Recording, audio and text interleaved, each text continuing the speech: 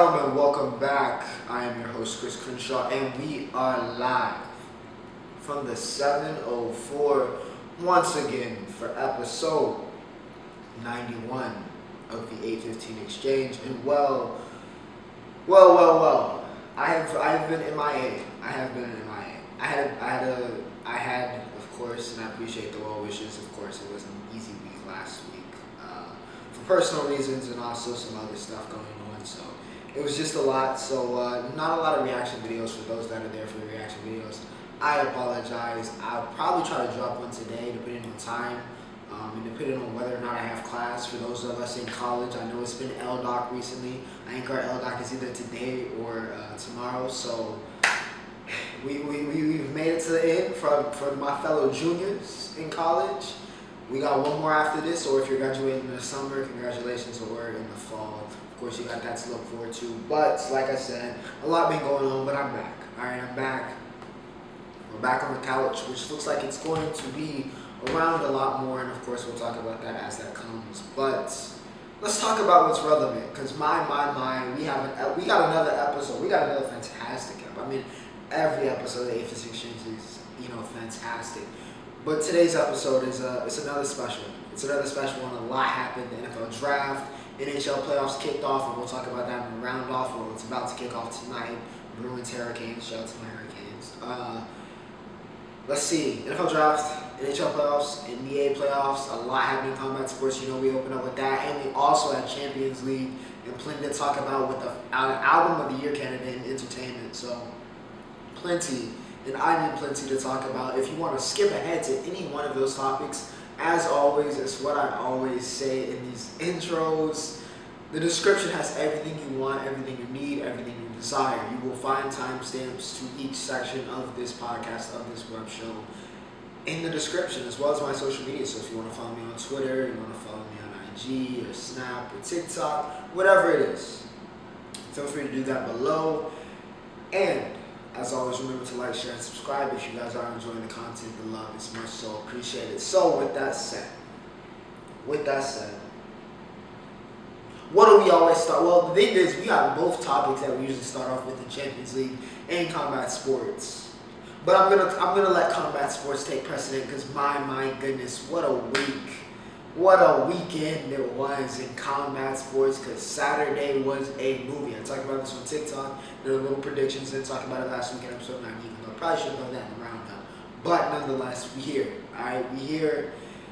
We're in this kind of week of like boxing where it's just non-stop. And of course, Canelo fights this week as it's Cinco de Mayo weekend, and he typically fights this weekend. He's got Bivol, I think. So that's a big matchup to look forward to. Can he continue conquering giants as he steps up yet again to the 170? So that's going to be interesting to talk about. Let's talk about what was a fight of the year candidate, not just for men, most definitely for women, but just overall one of the best fights I've seen ever, and absolutely one that I tweeted this out, write it in Sharpie, fight of the year contender. Fight of the year contender between Katie Taylor and Amanda Serrano, arguably the top two pound-for-pound women's boxers on the planet, went for undisputed. Or at least for Katie to retain her undisputed crown. I knew this was going to be a good fight. I said it. I said it before, like I said on TikTok, I'll be there. I said, even if you don't or not a fan of women's boxing, this is the fight you need to watch, because this is going to be a good fight. This is going to be a good fight because of the nature of the two fighters that were in this fight, in Katie Taylor and Amanda Serrano, and just their styles. Styles make fights. And my goodness, what a fight it made on Saturday night. What a fight it made. I mean, this was an instant classic. I mean, now, the zone wasn't great in terms of commentary. It was a little kind of, they were leaning towards Serrano, even though I thought some of those early rounds were a little bit more, they did say they were even, but they were a little bit more kind of gray in terms of who they could go to, whether it was Katie or Amanda. But nonetheless, Katie wins by split decision, and I think that was deserved. The way she came out in that 12th round, after that 6th round, I thought she was going to go down. I'm going to be honest, I thought Serrano was going to finish her. In those 6th and 7th rounds, I thought we were about to see a new champion. I thought we were about to see a new champion because I was like, okay, I've never, and Katie Taylor has never been rocked like that as far as we've seen. Even the stuff we've seen of her, like the Olympics, the World Championships, I can't recall ever seeing Katie Taylor that rocked. But she kept in there and she slugged it out. When she recovered, Amanda just was unable to, get back on the gas. Katie found that second win and went to work. Went to work in those later rounds. Went to work in those championship rounds. And was able to get it done. That 12th round, that looked like Takayama versus Severn at the end of that 12th round. They were just, it was an incredible fight. They were just slugging. Swinging and banging at the end of that 12th. And that fight had everything. It had the technical aspect, it had the brutality aspect, right? It had the show, the atmosphere, the MSG crowd was electric. Absolutely electric. I'd love to see it just because the sport and also just kind of growing women's boxing. It was beautiful. It was a beautiful sight to see because it was this 50-50 crowd and they were absolutely electric. The Irish fans, the New Yorker and Puerto Rican fans, they were absolutely electric. It was 50-50 for both women. Entrances were great with Serrano, with a great mosh of, songs relating to New York. And then, of course, really just Terry Close because she also doing, shots about Puerto Ricans. Also, and then Katie, kind of almost like an Undertaker-esque in the pace that she took it, just kind of taking a moment in. It was a great fight. Great atmosphere. I hope they run it back because it's well worth the number 2. But instant classic, Taylor Serrano, one of the best fights you will see, man or woman, regardless of combat sport, you will see every year. This fight had everything. Now let's talk about the other boxing match that happened this week that was also very big. 130. Of course, we talked about Shakur Steveson before on this channel. We've also talked about Oscar Valdez. All right, we've talked about them before. Well, they fought to help unify some more of that 130, that 130 crown. Now, of course, Shakur Steveson, believed as the 5th member of the Four Kings, or the 4th member, taking out whoever you want of that kind of young lightweight trio. However, he might be the best of them. I'm going to be completely honest. Shaq might be the best of them.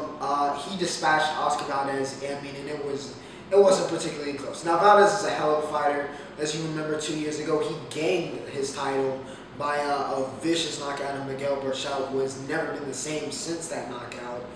But Valdez just had nothing. He had nothing for Shakur. This was a levels to this fight. All right? And we say this seemingly every week. There are certain fights that are just levels. There's levels. And there were levels to this fight. Levels. Shaq was on a different plane. He was on a different plane of existence, and there was nothing Valdez could do. It was a UD. Shakur unifies. We'll see if he goes for undisputed. I think he could stick around. Again, a lot of people prophesizing about a future Loma matchup, which would be beautiful. But Shaq, he's just so polished. He's so polished. This wasn't a fight that's going to win him any more fans or anything. And it definitely was overshadowed, I'd say, a bit by the greatness of Taylor and Serrano. Literally, I think 20 minutes before. Actually, it may have been less than that when that fight finished and this fight started. So it's just, Shaq did what Shaq does. Valdez is fine, still one of the elites at 130. But yeah, he's Shaq, man. He's different. He's going to be one of the best, it seems, of this generation. So we'll see what happens. We'll see if he goes to undisputed, and of course, we'll await his future matchups with the 4 Princes or 4 Kings, whatever you want to call them. The UFC also got in on the action as they had a fight night. And of course, I believe there's an actual UFC event coming up this week. I forget who's headlining. It might be the Glover Teixeira card. I'm not sure. Do not quote me on that. But they had a fight night headlined by Marlon Chito Vera, who is a polarizing figure, to say the least, in UFC. Some people love him because he beat Sean O'Malley. Some people hate him because he's a disgustingly dirty fighter who, when is angry, has no type of sportsmanship and can be scum of the earth, to be blunt. But you also had him going up against, Rob Font, who's been a perennial contender at Bantam. But listen, this was the thing is, Font broke the strikes record. He broke all kinds of strikes record in this fight. And he still ended up being the one who looked like he got hit by a car. Ver looked near spotless at the end of round 5. And Font looked brutalized, and Font threw 500 strikes in this fight. 500. And he was the one that got butchered. Anyways, Chito gets the win. I think it's by UD. But yeah, that was a huge win for Chito. A big time win for him that needed it. A lot of people have tabbed him as a future elite in that division. And he needed to, this was a top 5 opponent, Font, who's been a perennial contender, right? Especially recently. To get a win in this fashion against him is huge. That definitely puts Vera in that top 5. Now, can he hang with the big dogs? I don't think so. He still needs to make some improvements if he wants to do that. But made it to the top 5. He took out Font.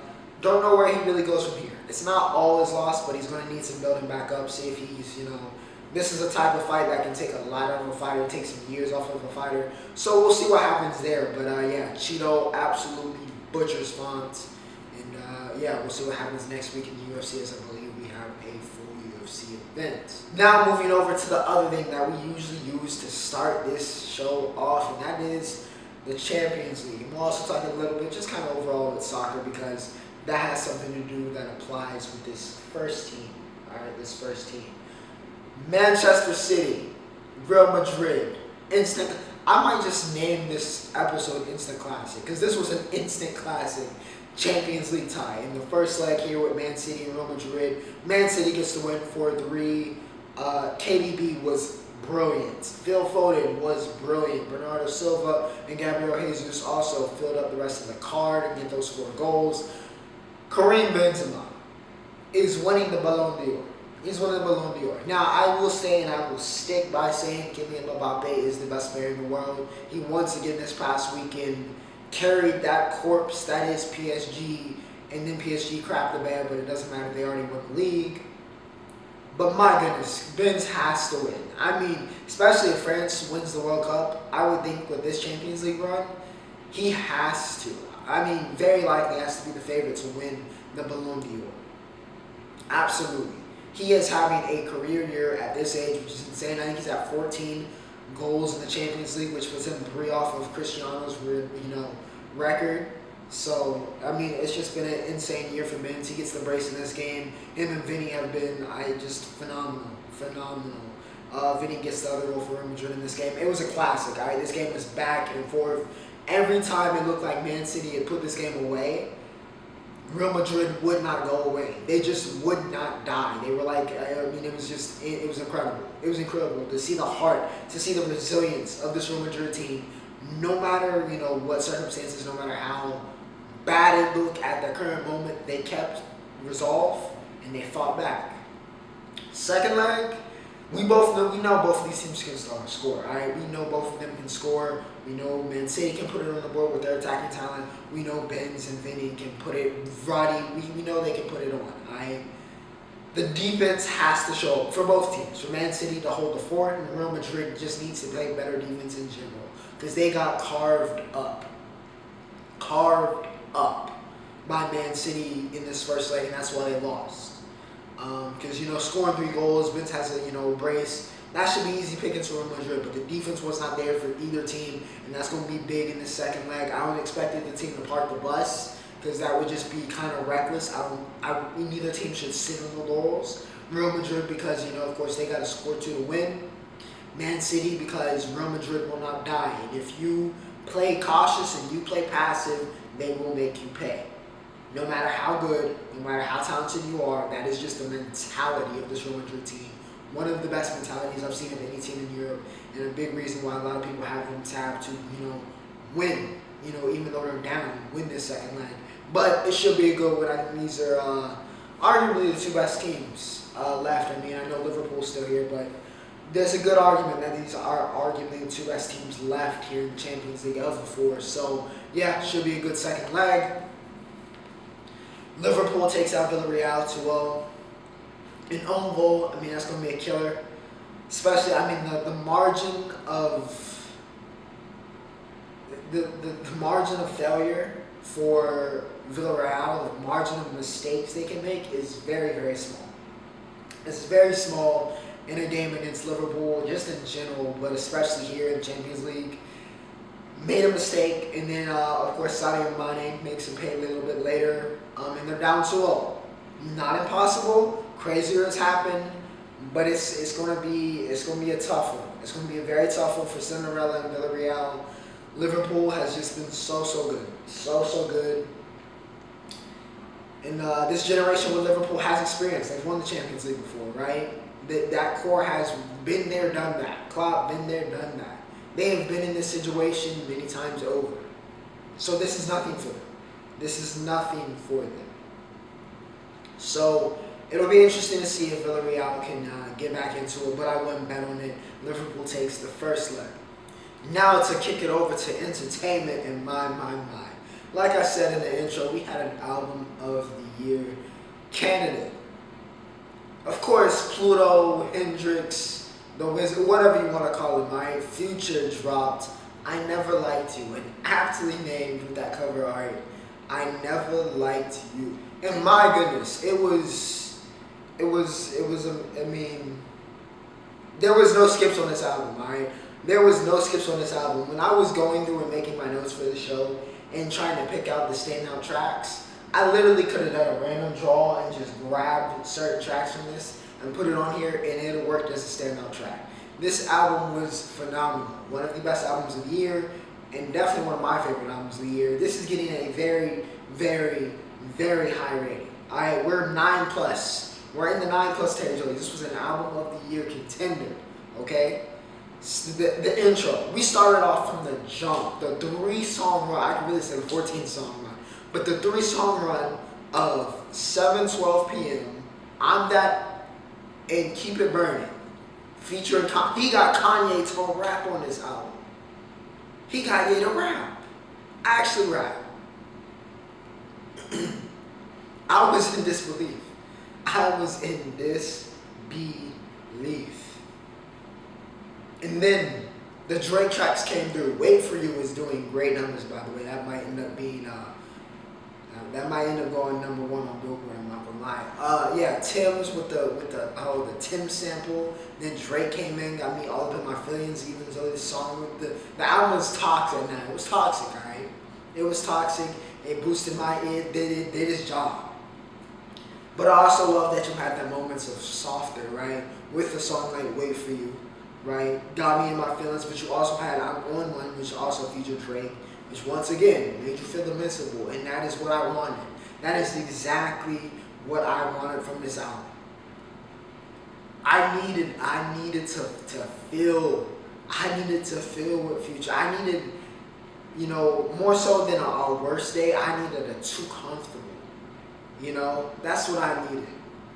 I needed that Future that makes you feel invincible, boost your ego, makes you feel like you're the toxic kid, despite whatever your situation is. Maybe you're not really living, obviously like Future, but it still gave you that feeling,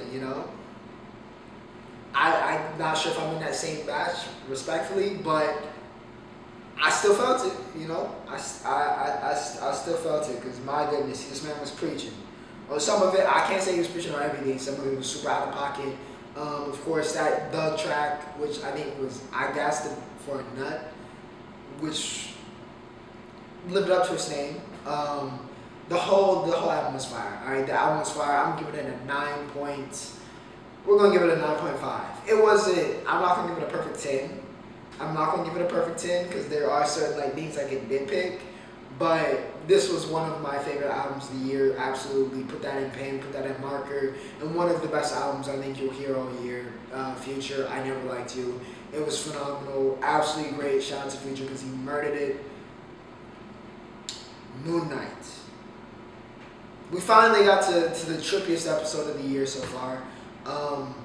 Tari, we got to hear more about the goddess of mothers and love and all that stuff. And she kind of served as our tour guide through the afterlife for Mark and Steven. However, they needed to balance their scales and needed to be truthful with each other. So we took a trip down memory lane with Mark and Steven, really through Mark. And Steven was just kind of learning everything as we, the audience, were. And Steven found out that he was just one of Mark's creations, that his mother never loved him, and that his mother was dead, and that she beat him, and just kind of found out about the whole DID situation. So it was another emotional damage episode of Moon Knight. And of course, then, spoiler alert, Steven may or may not have died, which is interesting because he's just kind of a construct of Mark's mind. So we'll see what happens there. Also, Jake didn't get out of the box as far as we know, but I'm pretty sure we saw him in that opening scene. That was definitely not Mark, and we know that was not Steven. So I'm thinking that might have been Jake in that opening scene. He also had that classic tape over the news that Jake usually rocks in the comics. So, well, I guess, maybe that's an Easter egg. Maybe we'll see. I don't know. I really thought when they're talking about we need a balance that they were going to go get Jake because we have Mark and Steven. But whatever, they worked it out. All right. Steven found out the truth that he died, or at least Mark let him go metaphorically or physically. I don't know what it is. It was a tricky episode. It was cool to see kind of the ancestral plane and kind of how they, talked about, the afterlives, the different afterlives depending on, what you believe in your culture, and how they're calling it all connected. So that was cool to talk about the ancestral plane from Black Panther in that. But yeah, it was cool. It was a really good episode, again, of Moon Knight. Can't believe it's almost over. And yeah, of course, this week we do, however, have Doctor Strange Multiverse of Madness coming out. I will be seeing that this weekend, you best believe. There are some leaks going around, and I saw a little bit of something. A little bit of something to do with the Illuminati, which is not a spoiler. You knew they were in there. All right, they literally said it when the promo hits, so that's not a spoiler. Don't get at me. But did see a little bit something pertaining to that. I am not going to say it, of course, and spoil it for you guys at home. As I didn't read the full thing, alright? I didn't want to spoil myself anymore, and yeah, I can't wait for that. But yeah, another great episode of Moon Knight, series finale, or season finale at least, coming this Wednesday. Now let's talk about Winning Time. This Winning Time episode probably had the least amount of magic in it because it was all about Dr. Buss, alright? This one was all about Dr. Buss and his relationship with his mother and kind of coming to terms with this episode hit hard because of what happened last week in my own life. Yeah, but coming to terms with his mother dying and then her death at the end of the episode. Yeah, it was just an interesting, because Dr. Buss was having a very, very hard time letting go and kind of not letting Jeannie go with Claire and, get the job because he was like, we gotta, make sure Mom gets better and all that stuff. So yeah, that was just real rough. And it also coincided with them, making the conference finals. We saw Spence go down a hard road. I don't think this actually happened in real life. Now this is another part that I think kind of was made up for the story because I don't remember, and I can look this up right now. I don't remember Spencer Haywood going out of that series because of his issue with crack. I don't remember that being what happened. I can look this up, of course, but no, that actually happened. That actually did happen. I did not know that. So that actually did happen. Wow.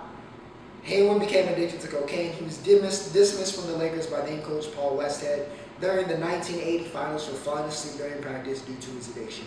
That actually happened. Wow. Wow. That's interesting. I did not know that happened. I knew about I knew Magic had to step up because Kareem's ankle injury, and I knew that happened in the finals versus the Sixers. I did not know that Spence actually had that issue. So that's cool. That's cool. That actually was, of course, it was a little bit dramatized. I very so much doubt possible, but I doubt that would actually, put a hit on the Lakers like he did at the end of that episode, but that is very interesting. Paul and Pat got the job. As we saw, Jerry's mind is he's just not there. It's sad to see, but he's just not there. And of course, we continue to see Pat Riley, Adrian Brody, by the way, doing a fantastic job as Pat Riley. We continue to see him evolve into the Pat Riley we all know and love now today. And it's just another great episode, very interesting, kind of a more grounded episode. We've kind of saw a lot more of the Showtime and kind of the glitz and the glam, and, naked women, all that stuff of, the previous episodes and the highs. But we saw some more of the lows, even though we still had the highs of them, scorching the playoffs, Kareem being great, Magic being great.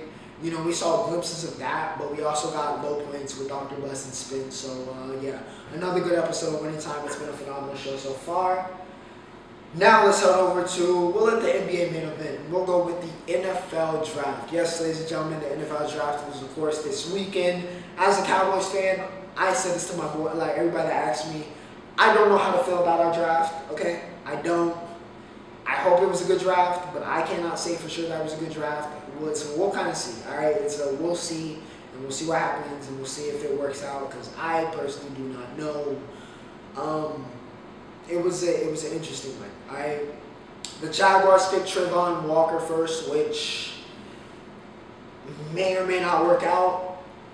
I would have felt more comfortable going Kayvon or Hutch, if you're going with a pass rusher. But we'll see. And it's not great that it's a we'll see pick, because this is a pick they absolutely have to hit. This is a pick they have to hit. This is a draft they have to hit. Because you need to give Trev, you got to give that man some help, which I don't think they did a great job of. And you have to. You have to improve that defense. And hopefully they did. All right, now hopefully the Jaguars did, but I think there's some questions there. Speaking of Walker, however, 15 players from Georgia picked in this draft. That is the record. Fair representative. They took out the LSU record from the greatest team possibly in the history of college football. Georgia, on the hand, takes the record with 15. And I don't think they had anybody drafted in the 7th round, so they had 15 through 6 rounds. Most players picked through 3 rounds, I think, as well. Just an insane team. And, of course, now an insane class from Georgia. Quarterback slide. Now, the media sat here and hyped up Malik Willis and all of these quarterbacks to us and sold us these dreams of, they're going in the first, they're going in the second.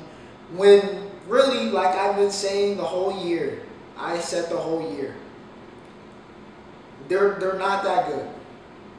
We had one quarterback picked in the first 50 picks. That was Kenny Pickett to the Steelers, which I think was fine. I don't think the slide was more so a reflection of Pickett, maybe a little bit, but I think that was fine. They needed a quarterback that wants to go get their guy.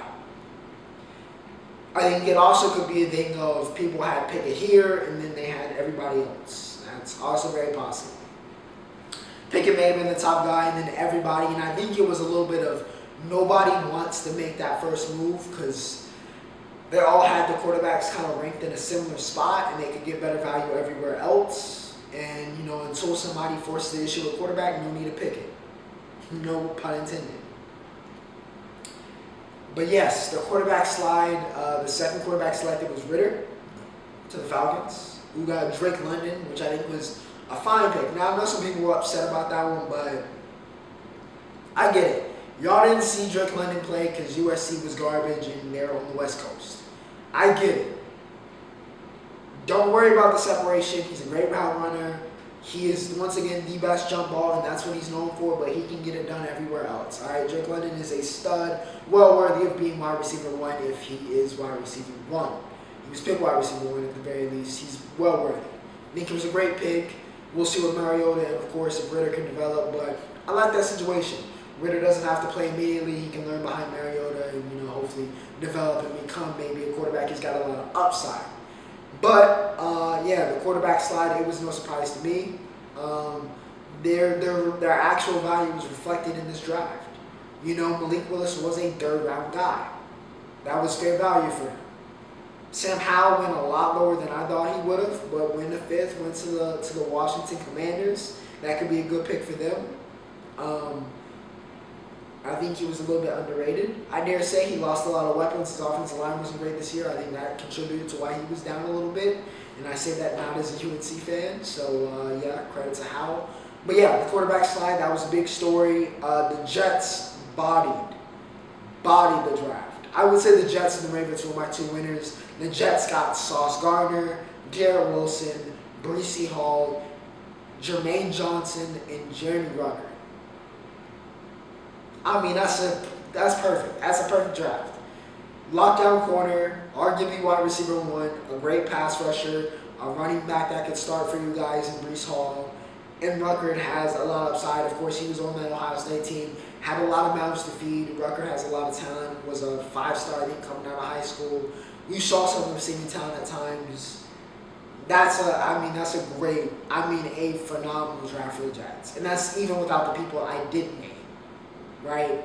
So, yeah, Jets bodied the draft, the Ravens as well. Kyle Hamilton at like 14 or 15, which is ridiculous for the guy. Might be the best player in the draft. I think that was a match made in heaven with the Ravens.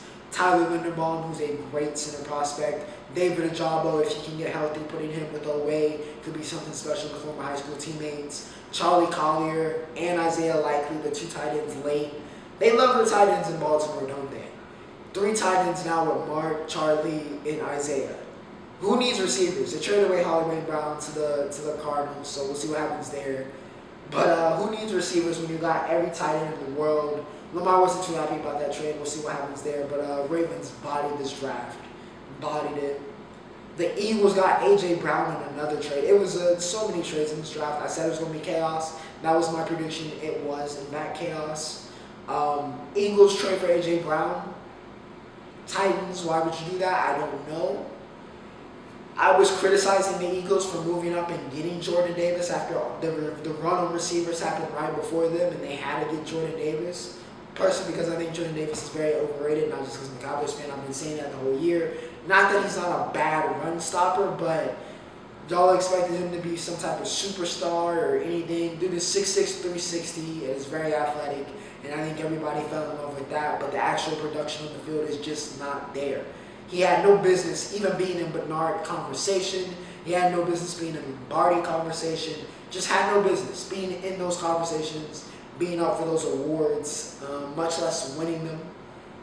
He was not even close to being the best player on that Georgia defense. So, and I say that respectfully. But maybe he turns out to be something for the Eagles. Who knows? But the bigger story there was them getting A.J. Brown. That made that pick okay. Because that changes that offense, getting a number one receiver like A.J. Brown, putting him there for Hurts. Already got Devontae Smith. It changes things.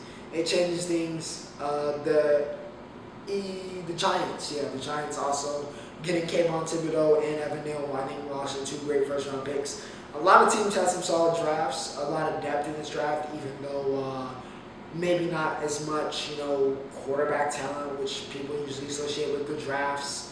Still a lot of depth, especially due to the COVID year, people getting extra years to develop. I think a lot of depth in this draft, and it was a very, very interesting draft. I predicted chaos, and it was chaos. The NBA playoffs, all right? We are now into the second round. First round has reached its conclusion. And we started the second round yesterday. Of course, we kicked it off with the Bucks and the Celtics, which is honestly, in some people's eyes, and I think there's a fair argument, the de facto Eastern Conference Final. Though the Heat might have something to say about that, but for some people, this is the de facto Eastern Conference Final.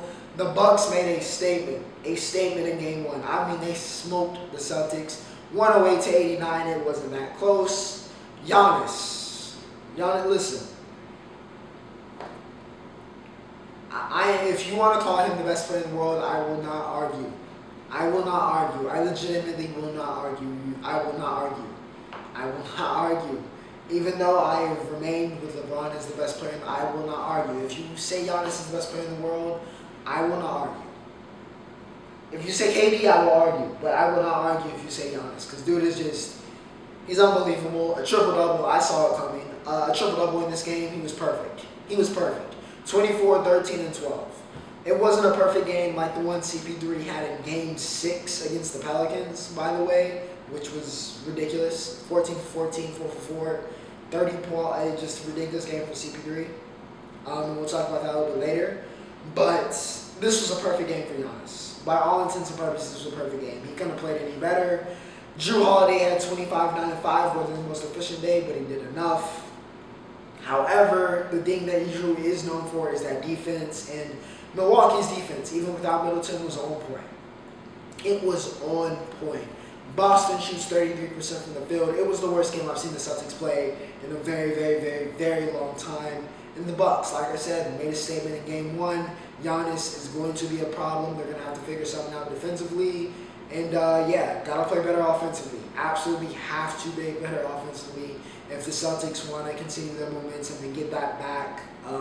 But the Bucks take Game 1.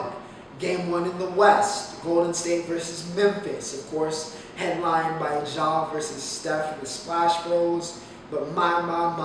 It was the U22s. Not U30s, not U25. It was the 22 and under crew that rolled the day in Game 1. A great game, by the way. Golden State wins 117 and 116. Came down to the last shot. Clay may or may not got a piece of that layup by Ja. 2 late stops by the Warriors, one by Curry, and then again by Clay at the end. The Splash Bros showing up against the young superstar. And the guy that should have won Most Improved Player instead of John Moran had 31, 8, and 9 off the bench. Jordan Poole continues to be a phenom here down the stretch for Golden State. And it is a big reason why they should be considered bona fide, undisputed championship contenders. And one of the championship favorites, I'd go far as saying. But yeah, Poole 31, 8, and 9, ridiculous. Steph had 24. Now, Ja did his thing. All right, the man had 34, 9, and 10. I'm not going to rag on him. He could have deferred a little bit at the end there, but he's the superstar. He's the guy. I get it. Triple J to round up the U22s. Jaren Jackson Jr. had 33 and 10 with 6 threes. This is a big man. 6 threes, 33 and 10. Just dominant game. Probably should have got a chance at the end there to win the game, if I'm being honest. But Jaren and Ja did their thing. Poole did his thing. Splash Bros with the Splash Bros. Clay hit shots late. And this could be a very good series. However, Memphis needs to strike back. I think they need to win Game 2. I don't think they want to go down 2-0 against this Golden State team and let them get all of the momentum before heading back to Memphis. I think they need Game 2. They need to steal one of these games in Golden State to make this interesting. Because I think the Warriors are obviously the much more experienced, but definitely arguably also the more talented team. So making an impact, stealing one early here is going to go a long way. And Memphis being able to do anything. But man, Golden State looks good. Looks good. Now, for the games that start off tonight, the big story, Philadelphia made it out, of course. And, of course, Miami, easy work for them, versus Atlanta. Joel Embiid was injured in Game 6 of their matchup versus Toronto. So he is now out for a little bit, broken orbital, and I think something else, along with the other injury. Embiid's banged up, all right? He's banged up. He's out for a little bit. Harden is going to have to play the series of his life. The series of his life. Because the Sixers are in danger. They're in danger of getting swept. With no Embiid, I don't have a lot of faith in this Sixers team because he is the guy. He is the linchpin. He is the needle mover for this Philly team. And against a team as good as Miami, I just do not have a lot of faith in them. They're on sweep. They're on sweep alert. I'm going to be honest. Straight up, they're on sweep alert. Miami may sweep them if Embiid does not come back. And if I had to make a prediction, I would have Miami going to the Eastern Conference Final out of those two teams. Now, Dallas and Phoenix, of course, that means you got Luka, who's back and has been magical. Taking on CP3, of course, like I said, fresh off the perfect game. And Book, who is also returning. And that's not to mention DeAndre Ayton has been a star.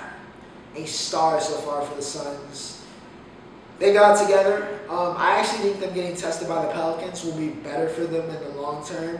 Because, they've had to be resilient. They've had to respond to adversity early on here. So from here on out, it's a been there, done that. And with the team as young as the Suns, even though they made it to the finals last year, any playoff experience is good experience.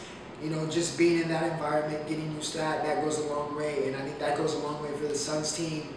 Mavericks finally making it out of the first round, but I think they're running into a buzzsaw here. As great as Luka is, I just don't think the Mavs have enough around him yet to contend with the Suns. I got the Suns advancing, but it should be an entertaining series. It's going to be a lot of great guard play. If you're a guard and you want to pick up some stuff or you just want to watch some great guard play in the playoffs, this is your series, all right? This is your series. Luka, Book, CP3, doesn't get much better than that. Just in terms of guard play, it just doesn't. So, yeah, should be an entertaining series, but I got the Suns advancing to the Western Conference Final. And with that said, ladies and gentlemen, we have reached the Roundup, which is headlined, of course, by the NHL. But before we get to that, we got some stuff I want to talk about on the track. And in baseball, kicking it off, we're on the track. We're going to start off on the track. Knighton smashes.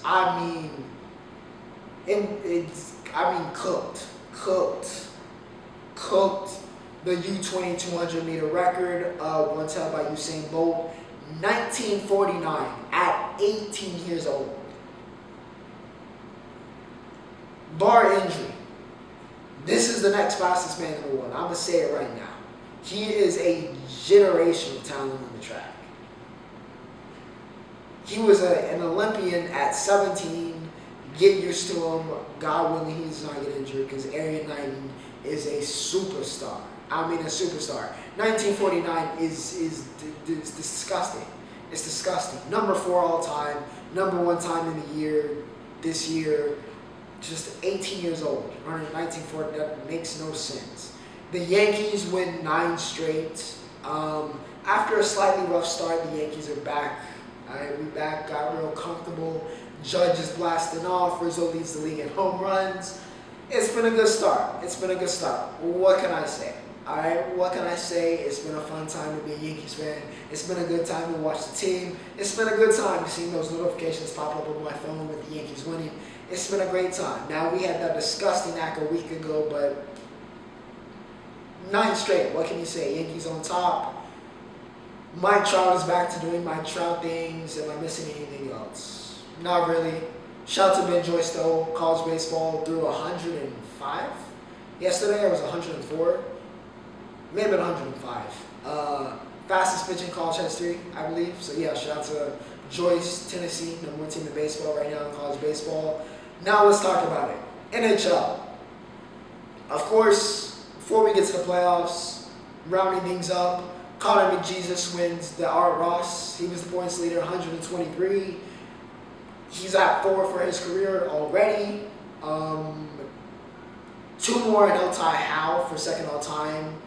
6 more, which doesn't seem unreasonable at this point. And El Ty Gretzky. McDavid. What more can you say? Matthews. What more can you say? 60 goals in 73 games. He wins the Maurice Rocket Richard. Yeah. Could be I think that's his first Rocket, by the way. I believe that's Matthews' first Rocket. I think he's going to win a whole lot more. He's the best pure goal scorer, I think, in the game today, and really the second best player in the world to McDavid in the game today. So, yeah, the best 2 players in the world did what they did this season. Sweep some awards. I think Matthew wins the Hart. I think that's well deserved. Got the Maple Leafs to the playoffs, 60 goals. Even though McDavid was McDavid, I think Austin wins the MVP this year. And, of course, that brings me to the NHL playoffs, which kick off tonight. Starting off in the West, of course, we got the President's Trophy, I believe. Correct me if I'm wrong, but I believe the President's Trophy winning Colorado Avalanche, of course, led by Nathan MacKinnon, taking on the Nashville Predators. Colorado, perennial contenders with, McKinnon, McCarr. Preds got stuff, but listen, I got the Avalanche moving on. I got the Avs there. The Minnesota Wild, Kirill Kaprizov has been great. Really since he got here last year in Minnesota. He has been dominant, 40 goals this year. However, they're facing the Blues, and that's going to be a tough one. Probably going to be one of the better series, I think, we see here in these early rounds. I would love to pick the Wild here and be like Quirrell's taking them to the promised land, but I got a feeling I would lean towards the Blues, but I think this is pretty close to a 50-50 series. The Flames, Johnny G, taking on the Stars, again, another team used to some deep playoff runs. The Flames, I think the Flames got it.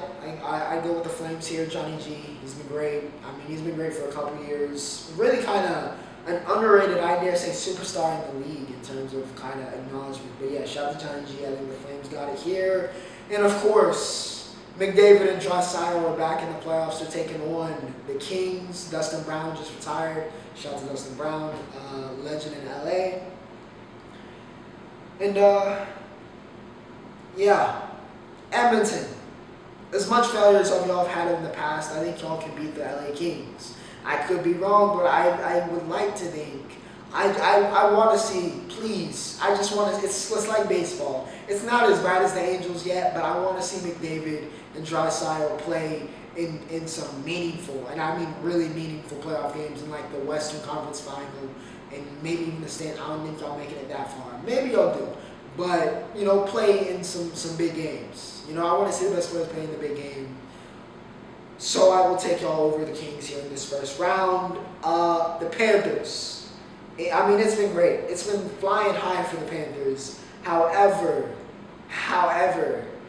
you got to play Ovi and the Capitals in round one. Now, it hasn't been all sunshine and rainbows, of course, for the Capitals this year, despite Ovechkin's achievements. But they're always going to be a tough out. They're always going to be a tough out. As good as the Panthers have been this year, it is always going to be a tough out. The Capitals are. So,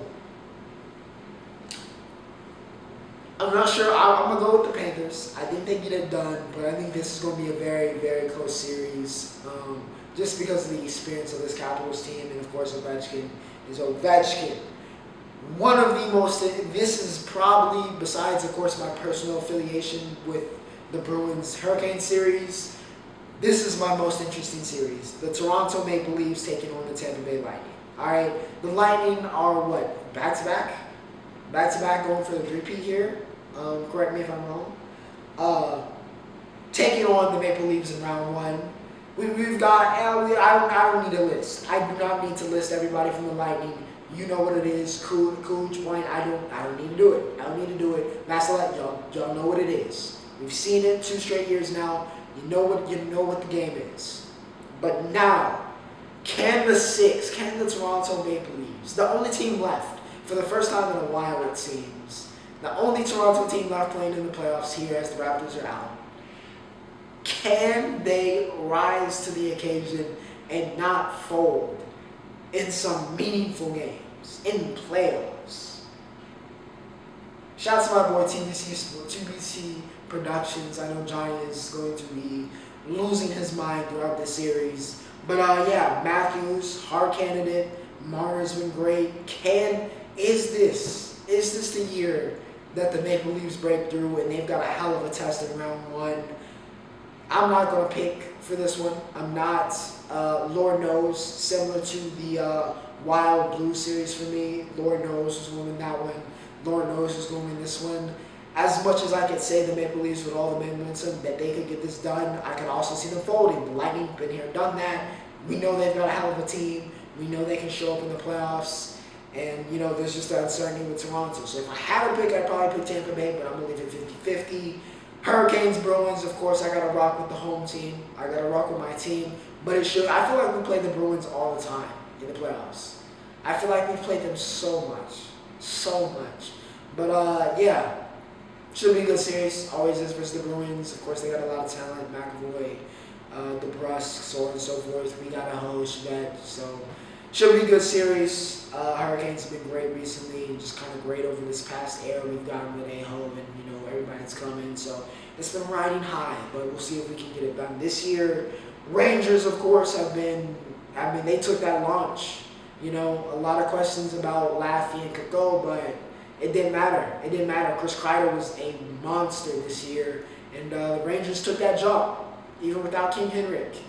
Took that jump. They get the Penguins here and Sid the Kid and Malkin in round one in what should be another great series. with a young team being tested against a team of wily vets, which seems to be a reoccurring theme here in this playoffs, at least in round one. So should be an interesting series. Rangers, we'll see if they're for real. We're going to find out if they're for real in this series. And we're going to find out also if Pittsburgh still has it. Can Crosby still make it happen? Can Malkin still make it happen? All-time great players. Crosby, top 5 player to ever live in a lot of people's eyes, at the very least top 10.